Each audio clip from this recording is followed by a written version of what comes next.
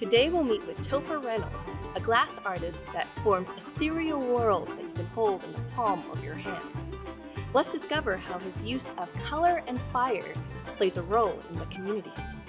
And I'm constantly trying to work on my skill set to get to the point where my work pleases my eye. Having said that, I'm secretly hoping that I never achieve that. Perfection is always the goal, almost never achieved, but by having it be that elusive, it keeps me trying harder, it keeps me fresh, it keeps me trying to expand.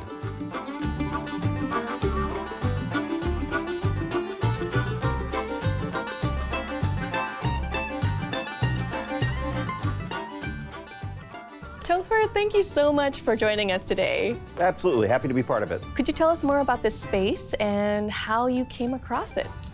So this is Mendenhall Studio Complex. It's owned by a local woman, Kathleen Kraus, and she owns another building as well, and she kind of caters to working with artists. And we started out by literally vending in one of the alcoves and setting up a portable glass blowing station. Eventually they trusted us enough to let us be in here in the gazebo, and then as a studio space opened up, we eventually moved into a studio, and we've had that studio now for 2 years. What is the studio called? So we are called the Glass Garage. It's a little confusing because there are 6 separate artists who work out of that studio at any given time, and we all have our own separate studio names, but the Glass Garage is what defines the space. What's the name of your particular glass blowing business? I'm Copious Glass, partly because I produce a lot of glass was part of it, but the other side is I was a wilderness instructor for a lot of years, and I have a fairly famous canoe called the Copious Canoe, and my glass business is actually named after my canoe. What made you decide to come to Humboldt? When I look back on my life, I can see the clear path that brought me to everything I've ever done. However, at the moment, I can look back to times when I was able to make what I refer to as the next right decision. My little sister was in Humboldt, and I came out on vacation to see my little sister, and within 48 hours of landing, had decided that this is where I wanted to be. I think it was 9 weeks from the time I first stepped foot in Humboldt to the time that I was living here. What is it about your work that satisfies you the most? I love holding a finished piece and rolling it in my hands. I like the kinetic quality of a marble, that when you put it in someone's hands, they want to move it around. So I enjoy having that experience for myself, but I'm not sentimental about my work at all. And through all of my years of working in glass, I think I have 5 pieces that I own. Everything else, as soon as I've made it and had my experience with it, I'm ready for someone else to have an experience with it. I don't believe in a big afterlife. I don't know what comes next, but I do know that my work will outlive me. I love the idea of making an object of beauty that really doesn't serve much purpose other than it just being an object of beauty, and then putting that on its own path and sending it out in the world. And I hope my marbles lead wild and extravagant lives after I'm gone. That's a beautiful concept. So you're basically sharing your love of your work, of glass, with other people through this finished product. I like the idea of distillation. So I like distillation of thought. I like kind of bringing things down to bases. And so with all my years, I mentioned, like I said, being a wilderness instructor, all the nights I've spent out in the field and the big starry skies I've seen, I try to bring that kind of idea into my marbles, and I'm trying to distill something that could be beautiful on a large scale, but bringing it down to a handheld scale. And I enjoy the slight voyeuristic quality of being able to watch people look at my glass. And I'm not fishing for compliments, and it's not a validation that I thought it was pretty and therefore if they think it's pretty, then it must be. It's more just I'm really intrigued by what their eyes pick up and what they see in it. Now understand that you don't only do marbles. What other glass-related items do you make? My main other item besides marbles is ornaments. I started that real early on before I was a quote-unquote professional marble maker, when I was just a struggling glass blower just trying to find out what I was going to do. I made pipes for a little while, and I wasn't super into dealing with head shop owners and doing that. You had to be pretty thick-skinned for that. So I made ornaments for a long time, a couple years. And then as I got really into marbles, I sort of resented the ornaments and resisted them. And now I'm back to, I really enjoy doing them again. 3 to 4 months out of the year, I focus on the ornaments, and I still get good joy in it. So a lot of, as much as I'm known as a marble maker and I have marble collectors, I also have ornament collectors. And I have a few collectors who have entire trees just covered in my ornaments who do that, but they want new ones every year. And so that's the challenge every year, is to take something that I've done, I mean, at this point, it's easy to say I've done, I would say 7,000 to 10,000 of them. Oh, wow. But to still come up with new ideas and new designs and still work new stuff into it every year, it's become a nice challenge. So. Right. Topher, this has all been fascinating. Could you show us what you do in your studio? Absolutely. Let's go in the studio and fire up the torch and see if we can get you on there as well and see if we can make a marble. That'll be super fun.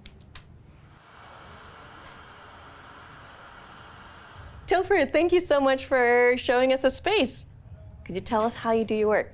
Absolutely. So heat, gravity, and centrifugal force are my main tools. So Okay. I encourage you to put your glasses on. Okay. And next we're going to do what we call fuming. So I've got a tiny piece of gold and a tiny piece of silver down here. And I'm collecting that silver onto the rod and behind it. And so I want enough color on there that it's going to make the piece pop and look beautiful, but I don't want so much on there that it gets muddy. What would you say the most difficult color is to get to? Blue. Blue. When doing this with fume, blue is the hardest color, and it has a lot to do with what torch you're using and the flame chemistry. Right. So next is that little bit of gold there. I've actually got a tiny little bit of gold already on the end of this rod. I'm going to preheat it just a little bit. So I'm adding just a micro thin layer of pure gold and silver to the surface. So that's now got silver and gold on it and gets that lovely hue to it. And now I want to trap that color. If I were to just stick this back in the flame, it would all cook right off. So I'm going to go ahead and grab another rod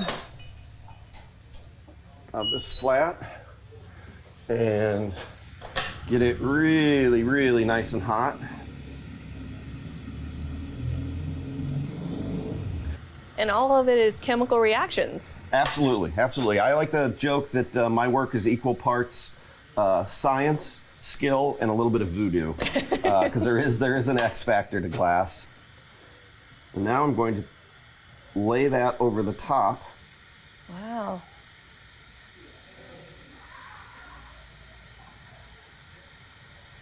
Now I'm going to go ahead and clean up the front of this and get it started twisting, and then I'm going to have you give me a hand. All right. And jump in here, and I'm going to have you help me twist this up. Sounds great. So I'm going to use another rod, and then I'm going to do what we call a hot seal. I'm going to weld a rod to the end there.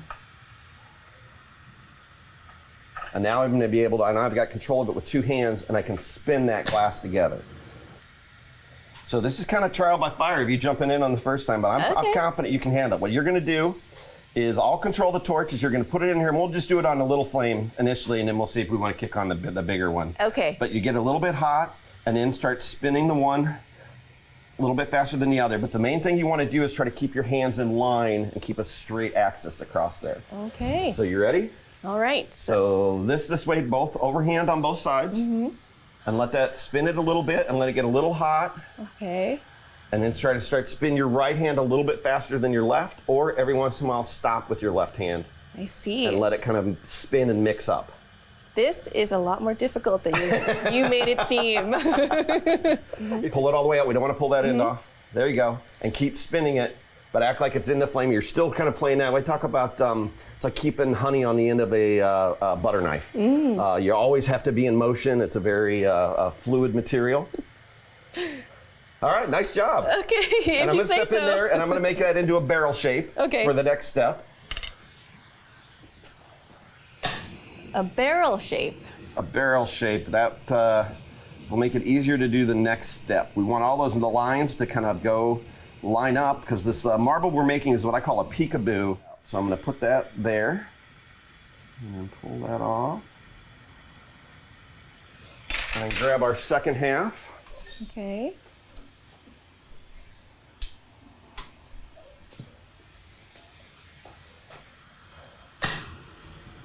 And then I'm going to carefully bring these two together.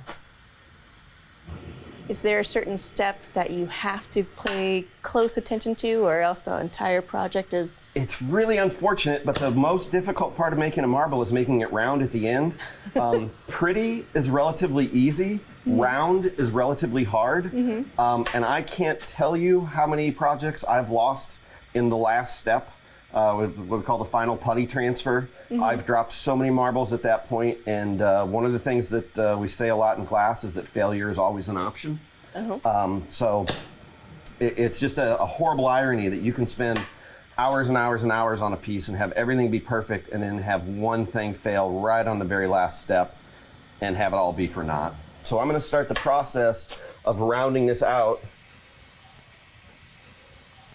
And again, timing is everything. Is if you put it in too hot, it just makes a mess. If you put it in too cold, nothing happens. Right. And so now I'm getting down to where I'm ready to throw it in the mold just a little bit. You can see that opal just spinning around in there. Yeah, we got a nice centering on that. So we're going to go ahead and switch axis on this one more time. And right now, call that north, this south. We're going to switch it so it's actually east and west are now become the north and south. We're going to switch Okay. it that way. So I'm going to tap it off in the mold. Ah. So I kind of do this symbol on the bottom of all mine as sort of a thumbprint to kind of say that I'm the one who made it. And then the other thing is I really like the tradition of the evil eye, especially the Turkish version of it, which is that evil eyes always have to be made of glass. They have to be made of something ephemeral that can break.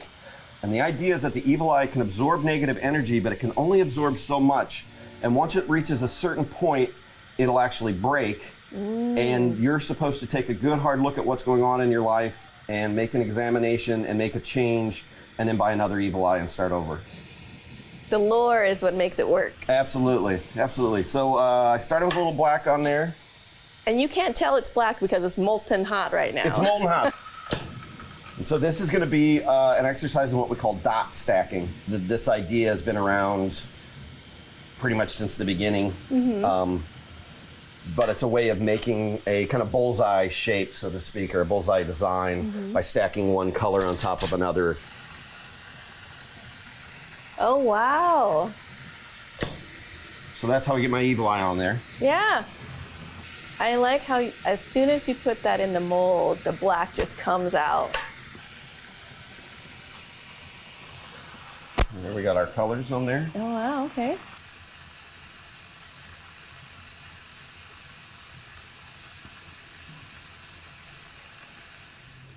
What is it that you want to convey through your art? It's a pride in doing good work. It's a pride in having put in the time and effort to get to the point that I can produce the work that I can. My favorite marble is the next marble I'm going to make.